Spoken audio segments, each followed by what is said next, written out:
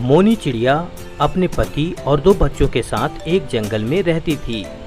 मोनी चिड़िया बहुत मेहनती थी, जबकि उसका पति मगनू बहुत ही आलसी था। मगनू चिड़ा या तो सारा दिन इधर उधर घूमता रहता था या फिर अपने घोंसले में आराम ही करता रहता था। एक दिन मोनी मगनू से बोली, सुनो जी, ऐसे कैसे काम चलेगा?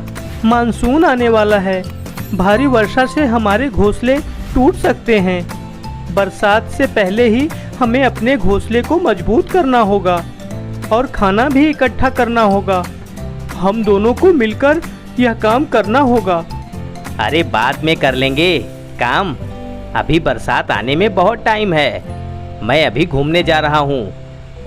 मगनू ऐसे ही हमेशा बहाने बनाता और घर से बाहर निकल जाता और मोनी चिड़िया बेचारी अकेले ही घोंसले को मजबूत करने में लग गई। और घोंसले मजबूत करने के बाद वो अपने बच्चों के लिए खाना लेने के लिए जाती है और वो खाना इकट्ठा कर ही रही होती है कि बहुत तेज तूफान और बारिश के साथ ओले भी गिरने लगे और मोनी चिड़िया अपने आप को बचाने के लिए इधर उधर भागने लगी, लेकिन वो बच ना पाई। एक बड़ा सा ओला उसके ऊपर आकर गिरा और उसने वहीं दम तोड़ दिया। उधर मोनी के बच्चे उसका इंतजार कर रहे थे और कह रहे थे, पिताजी, पिताजी, माँ तो अब तक आ जाया करती थी, कहाँ रह गई? आज तो नहीं आई। हाँ हाँ बच्चों, घबराहट तो मुझे भी हो रही है, मैं जाकर देख के आता हूँ, तुम लोग डरो मत।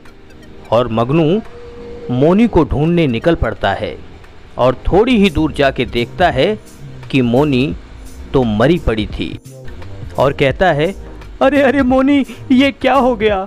हमारे बच्चे कब से रो रहे हैं, अब मैं उन्हें क्या जवाब दूंगा? ये कहकर जब मगनू बच्चों के पास अकेले ही पहुंचता है, तब बच्चे पूछते हैं, पिताजी, माँ कहाँ है? माँ नहीं आई, माँ के बिना मेरा मन नहीं लग रहा है।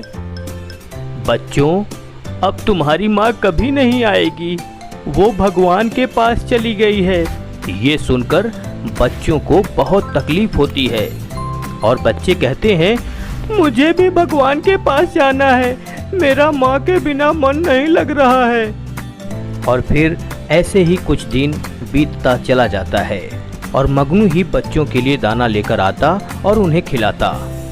फिर एक दिन मगनू एक नई चिड़िया को लेकर आता है और कहता है, देखो बच्चों, आज से ये तुम्हारी नई माँ है, अब तुम्हारी देखभाल यही करेंगी और तुम्हारे लिए दाना यही लाकर देंगी, अब से तुम्हारी यही माँ है। और ऐसे ही कुछ दिन बीत गए और फिर एक दिन जब चिड़ा अपने घर से बाहर था, तब उस सौतेली चिड़िया माँ ने कहा, जाओ तुम सब लोग मेरे लिए दाना लेकर आओ, मैं दाना खाऊंगी। नहीं माँ, अभी तो हम लोग छोटे हैं, अभी तो हम लोग ठीक से उड़ भी नहीं पाते, हम लोग कैसे दाना लाएंगे? अभी तो तुम दाना लाओ और हम लोग खाएंगे। नहीं नहीं, जाओ तुम लोग हमारे लिए दाना लेकर आओ, और अगर दाना नहीं ला सकते तो घर छोड़कर चले जाओ, तुम्हारी कोई ज़रूरत नहीं है यहाँ पर।